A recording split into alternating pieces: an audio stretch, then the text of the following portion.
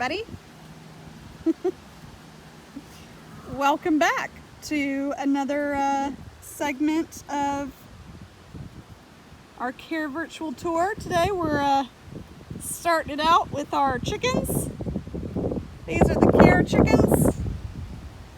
As you can see, they are free range. They have a coop out in the field that they get locked up in overnight, but during the day they can go wherever they want.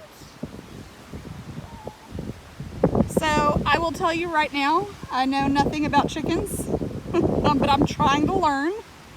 I do know the breeds that we have. These right here are rooster, and several of the hens are barred Plymouth Rock chickens. That right there is a Rhode Island Red. And you guys met Bellini. I'm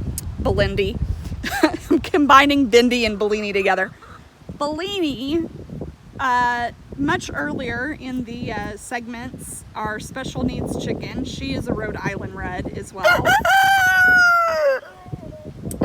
And then we've got some Easter eggers, as they're called. They've got funny heads. But yeah, we got the chickens.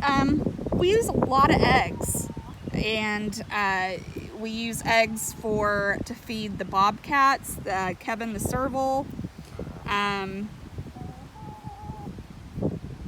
keeping a close eye on this guy because sometimes he gets very upset if the girls get too close to me, and he goes into attack mode. And if you've never been attacked by a rooster, let me tell you, it's not all that fun. He basically just throws himself at me. But he's doing his job. His job is to protect the ladies. And he does that very well. But anyway, so we use eggs to feed a lot of the smaller cats. Bindi gets eggs every day. The lemurs, who you haven't met yet, but you will, they get eggs. And so pardon me. So our operations director, Destiny, has really kind of been leading the charge to make care more sustainable. And so she had the idea to get chickens so that we could have our own eggs. And that way we would know exactly where the eggs are coming from. They'd be super fresh, totally organic. And we know that the chickens would be kept ethically. So, I mean, the chickens, this is their home, just like it's the home of any of the other animals here. So we got a bunch of chickens. One of our chickens turned out to be a rooster. Hadn't planned on that, but that's okay. Like I said, he has a job. He does his job very well. He protects the ladies. But they're pretty funny. They kind of just do what they want. Make a bunch of noise. Eat all the bugs.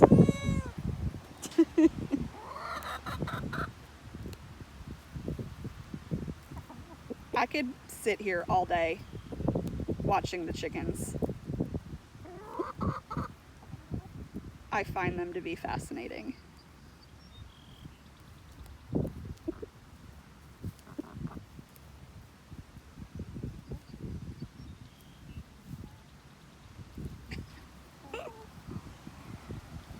You are a very good boy. So, last thing about the chickens, they all have names. I do not know their names. Destiny named them all after drinks. So I think the Rhode Island Red right there is Corona. Corona the beer, not the virus. Yeah, that loudmouth. So again, when we got them, they were all chicks, and thought they were all girls. And this one was named Martini. And then one of our board members has a close friend that she wanted to name a chicken after. So Martini's name then became Jemima Martini. And then Jemima turned out to be a boy. So Derek, who is another director here and also married to our executive director and founder, he started calling this one Jeremy. So Jeremy's being very well behaved today by not launching himself at me and trying to kill me. So very proud of Jeremy. But yeah, that's it. Oh, like other names, I think there's like a Cosmo, there's like, of course, Bellini, who you met. I don't remember the others. Like I said, I don't really know a whole lot about chickens. I think they're cool. But I'm trying to learn. I'm trying to learn more about the chickens. But that's it. There's not much more to say about chickens. This is what they do. But they do a good job of it. Thanks, Jeremy. So this guy over here is Nadal. We're going to talk about him and his brother Divali. It is kind of a warm day. It's like 75 degrees. And that means it is sleepy town. Hey, sleepyhead. Sleepyhead. Oh, well, come on, lazy bones. You don't do nothing all day. You can come down here and say hi. Yeah, is that so? So many whines. So many whines and cries. I woke you. I woke you up. I made you move. I know.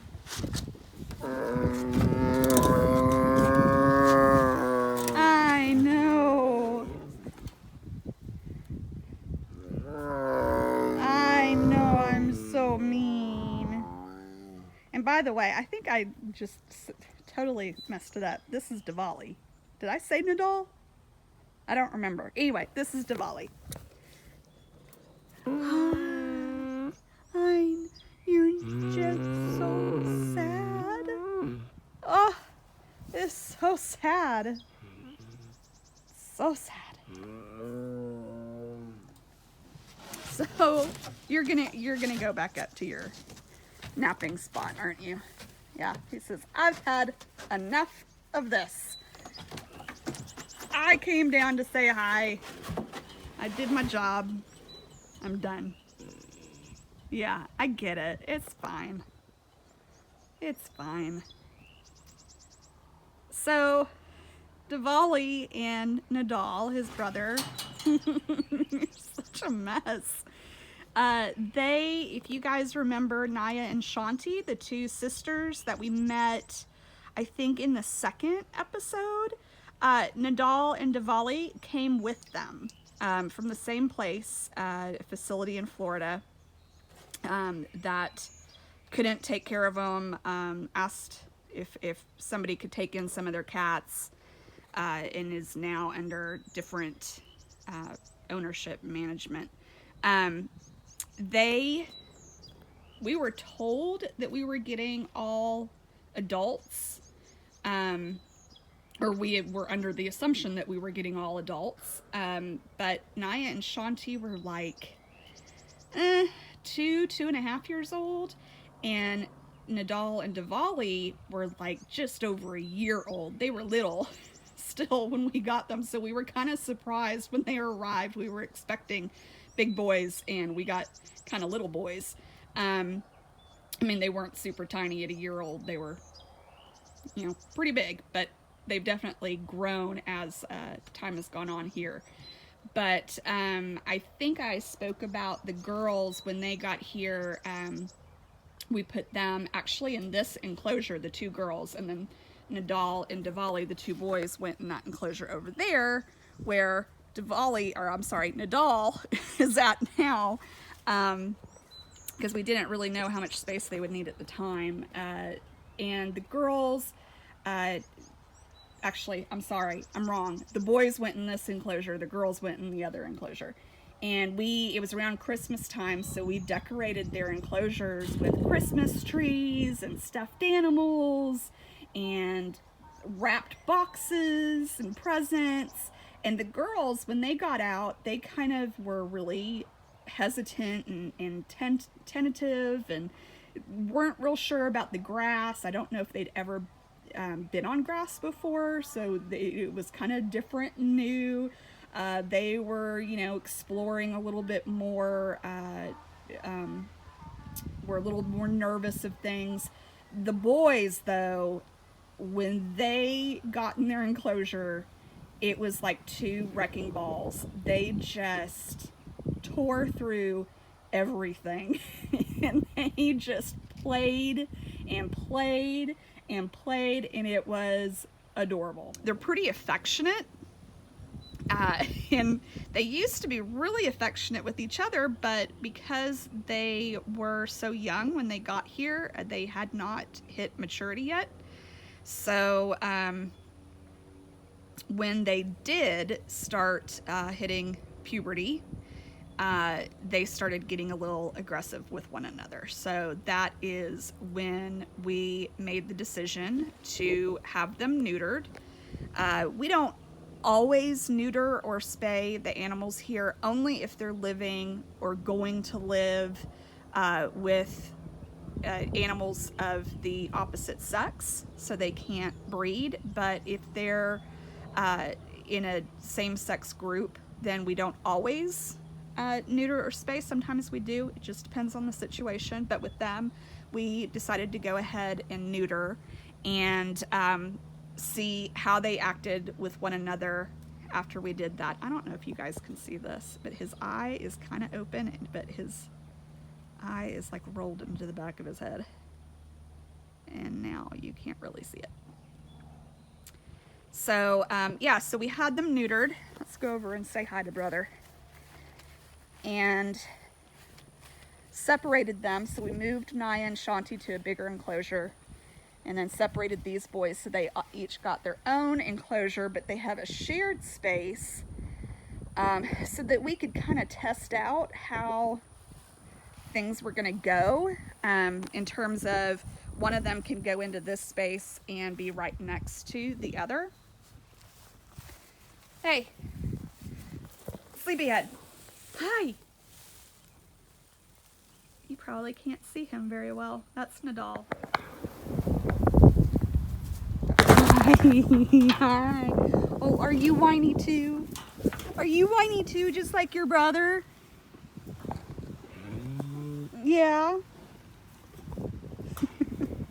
So, as I was saying, he got up and came out, so I thought I'd move. Oh my goodness. Yeah. Are we so whiny? Yeah. So, I don't even know where I was. So, we neutered them. We put them next to each other.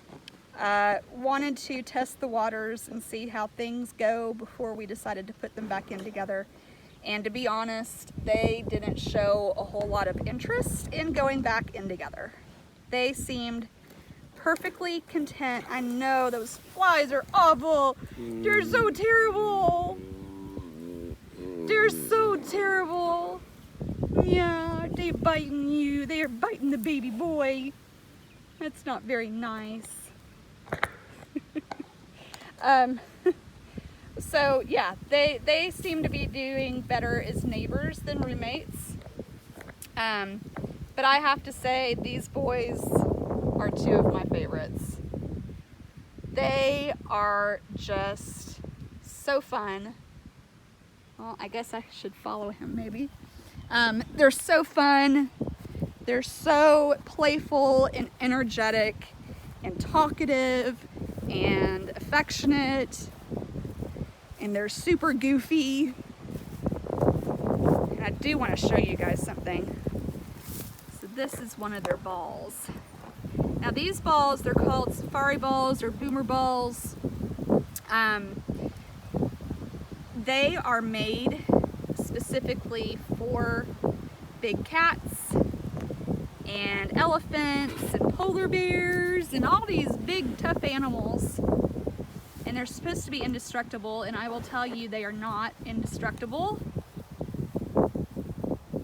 And they make some pretty impressive, I don't know how easy it is to see with the shadow of the fence, but they make some pretty interesting artwork on these balls. All those slashes and marks, those are made by claws and teeth, and that is incredibly hard plastic and quite thick, and they can put a hole in it. But yeah, pretty amazing. They're pretty powerful animals, even if they act super affectionate and squishy.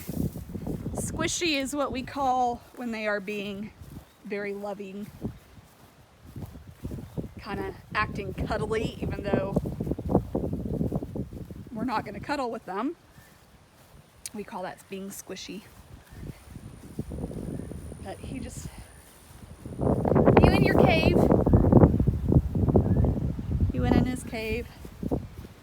So we will wrap up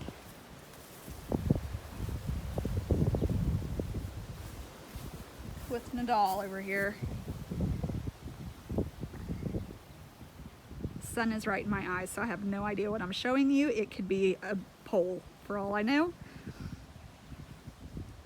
But we'll finish up here and go see the next cats.